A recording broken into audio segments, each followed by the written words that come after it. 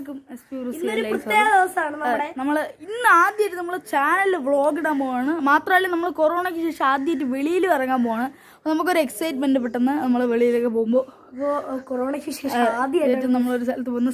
സ്ഥലം നമ്മൾ പറയില്ല, ഒരു സർപ്രൈസ് ആണ്. അപ്പോൾ നമുക്ക് ബാക്കി വിശേഷങ്ങൾ നമ്മൾ സ്ഥലത്ത് ചെന്നിട്ടാണ്.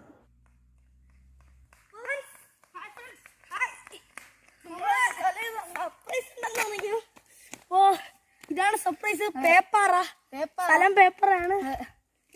കാടാണ്. ഇപ്പോൾ ഇവിടെ പുലി, കടുവ അങ്ങനത്തെ സാധനങ്ങളൊക്കെ ഉണ്ട്. അപ്പോൾ 5 മണിയായാലേ ഇറങ്ങുള്ളൂ. നമ്മൾ കുറേ സമയം ഇവിടെ ചെലവഴിക്കും. അപ്പോൾ നമ്മൾ ശരിക്കും പറഞ്ഞാൽ പൊന്മുടി പോകാൻ വേണ്ടി ഇറങ്ങിയതാണ്. അതാണ് നിങ്ങൾക്ക് സർപ്രൈസ് ആയിട്ട് വെച്ചിരുന്നത്. പക്ഷേ അവിടെ പൂട്ടിയൊക്കെയാണ്, ജനുവരിക്ക് തുറക്കുക. അപ്പോൾ അതുകൊണ്ട് നമ്മൾ ഇവിടെ മാത്രം തുറന്നുകൊണ്ട് ഇവിടെ എത്തിക്കുകയാണ്. അപ്പോൾ പൊന്മുടിയിലാണ് സത്യത്തിൽ നമ്മൾ വിചാരിച്ചത്. അപ്പോൾ പറയുകയാണെങ്കിൽ ഒരു കടുവയ്ക്ക് ഇവിടെ നിന്ന് ഇറങ്ങാൻ സാധ്യതയുണ്ട്.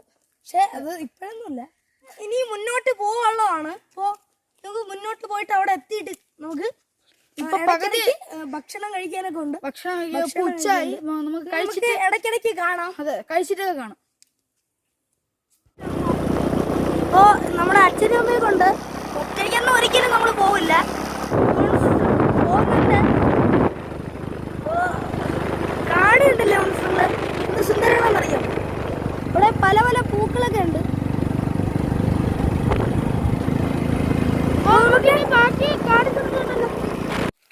ഈ പക്ഷിയുടെ വിളിയിലൊക്കെ കേൾക്കാറുണ്ട്. പുലിയൊക്കെ ഇറങ്ങാൻ സാധ്യതയുണ്ട്. 5 മണി കഴിഞ്ഞാൽ ഈ കാട്ടിൽ കൂടുതൽ നിൽക്കാൻ പാടില്ല.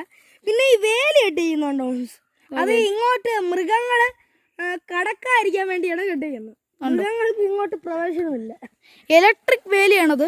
നല്ല ബലകരമായ വേലിയാണ്, അതുകൊണ്ടാണ് ഇവിടെ കെട്ടിയിരിക്കുന്നത്. നിങ്ങൾക്ക് ഒരു പൂ കാണാൻ പറ്റുന്നുണ്ട്, മഞ്ഞൊരു പൂ. പക്ഷിയുടെ തൂവലാണ്, നമുക്ക് കളക്ട് ചെയ്യാം.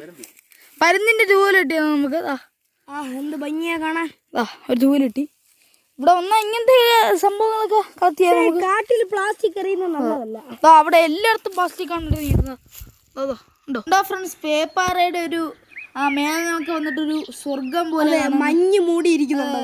മഞ്ഞ് മലകളിലൊക്കെ ഇതേപോലത്തെ ഒരു വ്യൂ വേറെ ഒരിടത്തും കിട്ടില്ല. ഇത്രയും നമ്മള് ഇവിടെ പേപ്പാറ ഡാം, ഈ ഗേറ്റ് വഴി പോകാൻ പറ്റില്ല, പൂട്ടിയിട്ട്. ഇവിടെ ഒരു വഴിയുണ്ട്, നമുക്ക് ഇവിടെ കയറാം. ആളുകൾ കൊണ്ട് നമുക്ക് എന്ത് ഭംഗി.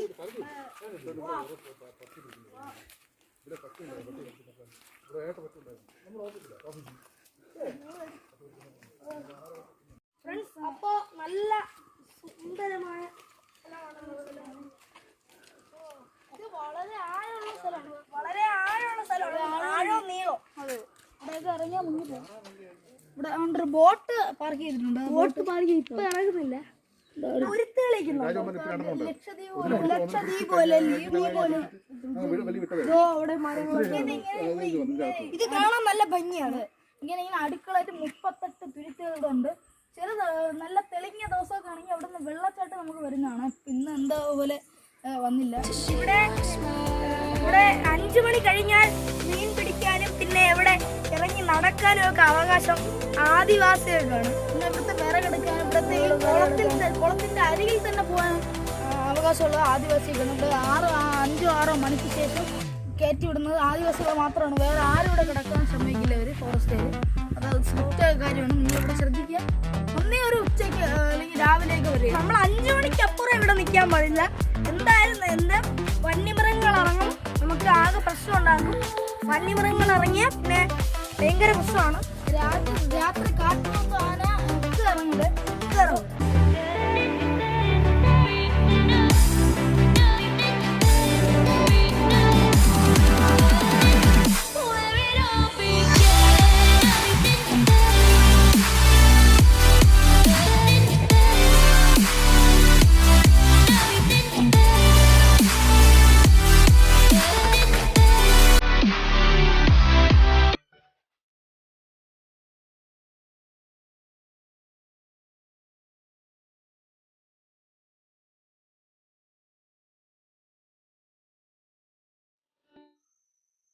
നമ്മളിപ്പോൾ നിൽക്കുന്നുണ്ട്. എനിക്ക് കയറാൻ പറ്റില്ല. അത് കുറച്ച് എൻ്റെ പപ്പനെ എൻ്റെ അച്ഛനാണ് എടുത്ത് കയറ്റിയത്. എനിക്ക് കയറാൻ പറ്റില്ല. എന്തായാലും എനിക്ക് കയറാൻ പറ്റില്ല. നല്ലോണം ആട്ടി കളിക്കാൻ നല്ല രസമാണ്, നല്ല ബലമാണ്. നല്ല ബലം. ഇവിടെ നല്ല തടിക്കട്ടികൾ ഇരിക്കുന്നുണ്ട്. തൂങ്ങി പോവാൻ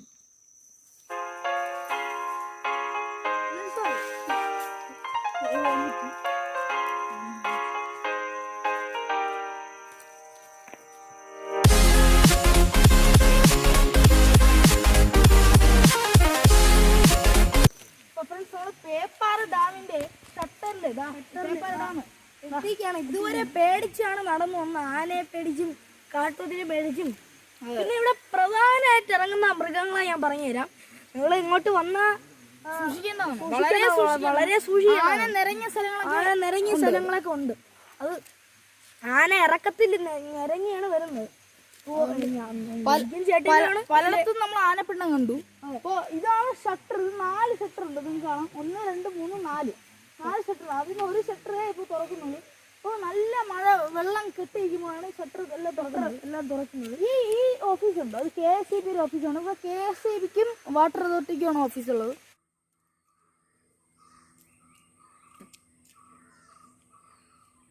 ഫ്രണ്ട്സ്, നിങ്ങളിപ്പോ കാണുന്നത് പേപ്പാറയിൽ രാവിലത്തെ ഒരു കാഴ്ചയാണ്. അപ്പോൾ അവിടെ ഒരു ശബ്ദം കേൾക്കുന്നത് ബോട്ടിങ് ആണ്. രാവിലെ പല്ലൊക്കെ തെച്ച് ഒന്നാണോ. ഇന്ന് നമ്മൾ ഒരു ദിവസം സ്റ്റേ ചെയ്യാൻ വന്നാണ്. നടക്കാറിഞ്ഞാണ്. ഇവിടെ നല്ല രസമാണ്. വേഴാമ്പല അങ്ങനത്തെ പക്ഷികളുടെ മുമ്പ് പറഞ്ഞു തുരുത്തുകളൊക്കെ ഇരിക്കുന്ന കണ്ടില്ലേ. നിങ്ങള് ഇതിന്റെ വട്ടം ചുറ്റിയൊക്കെയാണ് ബോട്ടൊക്കെ പോകുന്നത്. ഇപ്പൊ ഒരു ബോട്ട് പോയിട്ടുണ്ട്, അങ്ങോട്ട് പോയിട്ടുണ്ട്. അതാണ് ശ്രദ്ധിച്ച് ഒരു ശബ്ദം കേട്ടാ. അത് ഈ ക്യാമ്പിലുള്ള ആൾക്കാരാണ് ബോട്ടൊക്കെ എടുക്കുന്നത്. നമുക്ക് ബോട്ടിംഗ് ഇല്ല ഇവിടെ. ബോട്ടിങ് ഇല്ലാത്തവർ കുറവായിപ്പോയി പേപ്പാറ. ബോട്ടിങ് ഉടനെ സങ്കടപ്പെടുത്തും. അവിടെയൊക്കെ പോയാൽ ഇനി കൂടുതൽ വെള്ളച്ചാട്ടം വന്നോന്നറിയില്ല. ബോട്ടിംഗ് തുടങ്ങാൻ ഒരു പ്ലാൻ ഉണ്ട് പേപ്പാറയ്ക്ക്. ഉടനെ തുടങ്ങുന്നാണ് പറയുന്നത്. നമ്മൾ അടുത്ത വർഷം വരും. നമ്മളിനി ഇത്ര പോയാലും മടുക്കാത്ത സ്ഥലമാണ് പേപ്പാറ. ജനുവരിയിലാണ് ഇനി വരുന്നത്. ജനുവരിയിൽ ഇനി വരുന്നുണ്ട്.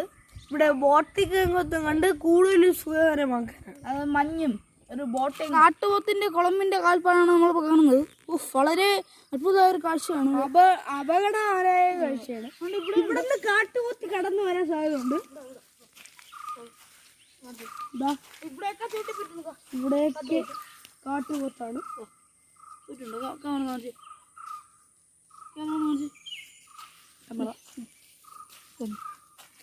കണ്ടോ കാട്ടുപോത്തിന്റെ കാൽപ്പാട് നിങ്ങൾക്ക് കണ്ടാലേ അറിയാം.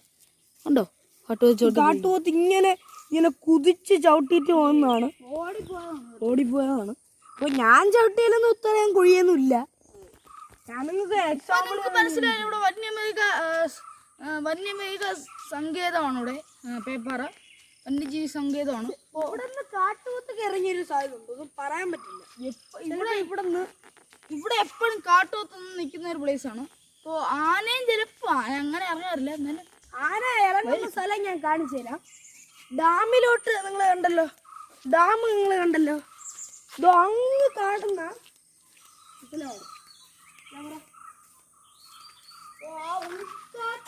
ഉൾക്കാട് കാണുന്ന ഇവിടെ വരെ കാട്ടുപോത്ത് ഇവിടെ വരെ കാട്ടുപോത്ത്. ഇവിടെ വരെ കണ്ടോ. ഇവിടെ തുടങ്ങിയിരിക്കുന്നതാണ് എനിക്ക് തോന്നുന്നു. ഇവിടെ നിന്ന് തുടങ്ങി അങ്ങ് പോയിരിക്കുന്നതാണ് എനിക്ക് തോന്നുന്നത്. ഉണ്ടോ, ഈ കൃത്യമായിട്ട് കാണാം കാട്ടുപോത്തിന്റെ കാൽപ്പാട്. ഉണ്ടോ കാട്ടുപോത്ത്. ഫ്രണ്ട്സ്, ഒരു കാര്യം നിങ്ങൾ പ്രത്യേകം അറിഞ്ഞിരിക്കേണ്ടതാണ്. ഇപ്പോൾ വളരെ ഡേഞ്ചറസ് ആയ ഒരു മൃഗമാണ് ഞാൻ നിങ്ങൾക്ക് പരിചയപ്പെടുത്തുന്നത്. അപ്പോൾ അവിടെ കാറ്റ് വെച്ചത് നിങ്ങൾ കാണാം. ആ കാട്ടിലോട്ട് നടന്ന് പോകുമ്പോൾ ഈ വശത്ത് നമ്മൾ നടക്കുമ്പോൾ ആ ഗേറ്റ് ഉണ്ടോ ഫ്രണ്ട്സ്, ചെറിയ 2 ഗേറ്റ് ഉണ്ടോ. ആ ഗേറ്റിന്റെ ഇപ്പുറത്തോട്ട് നടക്കുമ്പോൾ കാടാണ് ഫുള്ള്. നിങ്ങൾ വിചാരിക്കുമ്പോൾ കാടാണ്. അപ്പൊ ആന ഞെരങ്ങിയിരിക്കുന്ന ആനയുടെ മറ്റേ പിണ്ടവും ഒക്കെ കിടക്കുന്നതാണ് നിങ്ങൾക്ക്. അപ്പൊ നിങ്ങൾ ആനയുടെ ഒരു ഗന്ധമൊക്കെ കാണും. അപ്പൊ നമ്മൾ കാട്ടുപള്ളിയൊക്കെ കാണിച്ചു. അവിടെ ആന ഇറങ്ങാൻ സാധ്യത ഉണ്ട്. നാട്ടാന പോലെയല്ല കാട്ടാന ഫ്രണ്ട്സ്. കാട്ടാന വളരെ അപകടമാണ്. നാട്ടാന ഇണങ്ങിയാ പിടിക്കും.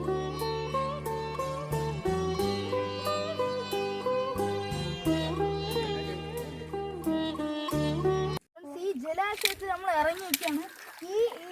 ഈ ഡാമാണ് നമുക്ക് പൈപ്പിൽ വെള്ളം നിറക്കുമ്പോൾ വെള്ളമൊക്കെ കിട്ടുന്നത്. ഈ ഡാമാണ് നമ്മളെ സഹായിക്കുന്നത് എല്ലാത്തിനും. പിന്നെ ഇവിടെ അധികം മീനുണ്ട്. പക്ഷെ നമുക്ക് ഇതിനെ പിടിക്കാനുള്ള അവകാശമൊന്നുമില്ല, ആദിവാസിക്ക് മാത്രമേ ഉള്ളൂ. പക്ഷെ അവകാശമുണ്ട്, രാവിലെ ഇറങ്ങിയ അവകാശമുണ്ട്. അതെ, അങ്ങനെ പിടിച്ച് കൂടാ. ചൂണ്ടയിടാ ചിലർ അറിയാതെ പിടിക്കുന്നുണ്ട്, ചില ട്രാപ്പൊക്കെ ചിലർ പിടിക്കുന്നുണ്ട്. അപ്പോൾ ഇന്നെന്തായാലും നമ്മൾ വീഡിയോ ഇവിടെ അവസാനിപ്പിക്കുകയാണ്. എല്ലാവർക്കും ഇഷ്ടപ്പെട്ടെന്ന് വിചാരിക്കുന്നു. ഇഷ്ടപ്പെട്ടെങ്കിൽ ലൈക്ക് ചെയ്യുക, പിന്നെ സബ്സ്ക്രൈബ് ചെയ്യുക, ഷെയർ ചെയ്യുക. സബ്സ്ക്രൈബിൻ്റെ അടുത്ത് കാണുന്ന ബെല്ലൈക്കനും കൂടെ അമർത്തിയാൽ ഞങ്ങൾ ഇടുന്ന വീഡിയോകൾ നിങ്ങൾക്ക് മൊബൈലിൽ ഉടനെ തന്നെ നോട്ടിഫിക്കേഷന് കിട്ടും.